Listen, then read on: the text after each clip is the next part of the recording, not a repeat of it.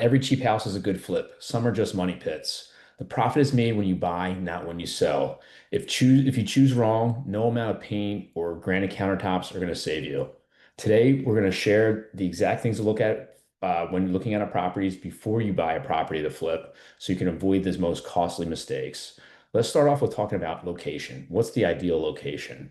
First, you want to look at neighborhood quality. Is it safe, desirable areas where houses sell quickly?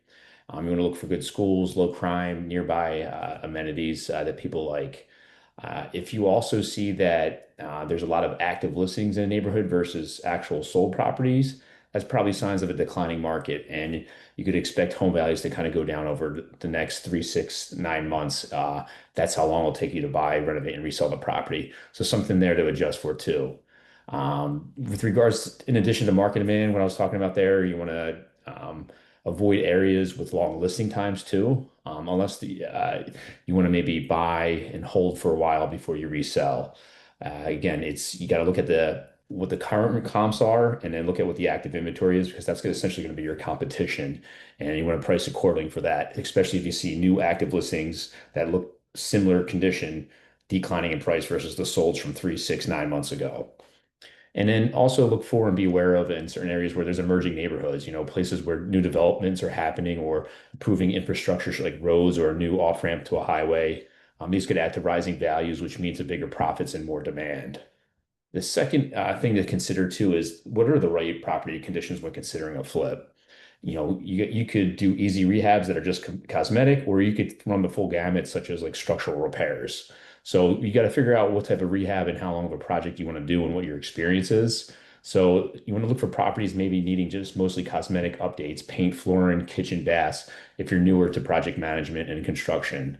And then you probably want to avoid early on ones with major foundation, mold, extensive structural issues, unless you're experienced or know someone that has experience in this. Also, does the property have good bones, right? Solid structure, functional layout, no major water or roof damage, leaks. Those are things you're gonna have to consider to add to additional costs. And then sometimes older homes just don't flow right. The layout doesn't have potential. It could just be very boxy, and you might have to blow out walls and things like that to make it more appealing and then flow naturally for people. So open floor plans on more modern houses are more normal, whereas you go back pre-70s, you're going to get more boxy type of homes, more walls, less open space. Next, do the numbers make sense? And first start off just with a quick kind of filter, see if a property is worth it. Figure out what the after repair value of a property is or could be, times it by 70% and minus any kind of repair cost, financing fees, and holding costs. And that should kind of give you a ballpark with like where you want to purchase that. And then you also want to get accurate on your repair estimates, right? When reevaluating a house, you don't have to get like an official quote.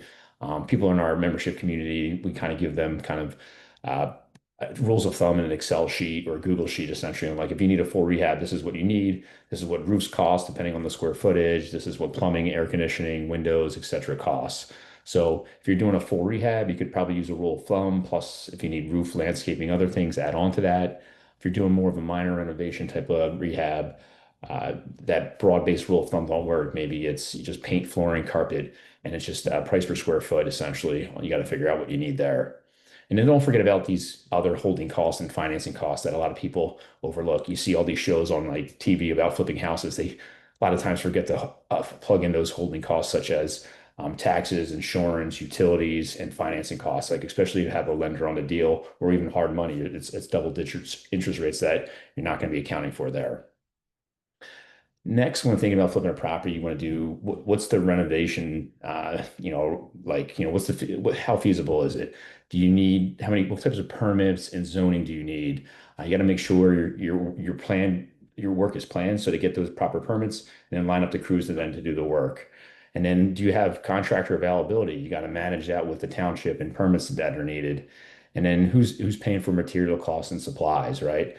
And sometimes, seen over the years, price of lumbers, go up and down pretty quickly in a short period. So that's something to factor in as well. Next, what is the resale potential? What are the comparable sales or comps that are people call?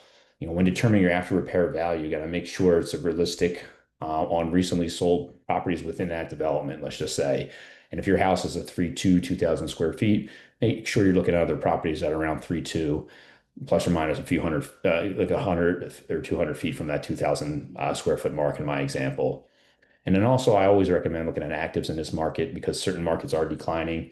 Some are stable, some are rising. So if you're seeing new active, a lot of listings on the certain area or prices drop, something to be mindful there. You don't want to catch a falling knife. And then what are buyers' preferences in that area? Some areas expect luxury finishes, others are okay with just affordable updates. You don't need granite for like a countertop might work in a certain area. And then there's also seasonalities in certain areas. Buying in the winter and selling in the spring can improve your odds. More people looking to buy, and that more buyers means more eyeballs and more competition, hopefully higher prices for you. And obviously, different markets that happens. So to recap, a great flip starts with a great buy. You got to be in the right location with the right numbers and the right scope of work. And don't get overly excited, and go into the wrong direction. Do your homework, trust your numbers, talk to other local real estate agents who are expert in that area to verify your numbers. You're going to have a much better shot at success. If you like this video, please like it, subscribe if you haven't already, and share this with anyone else on future real estate tips.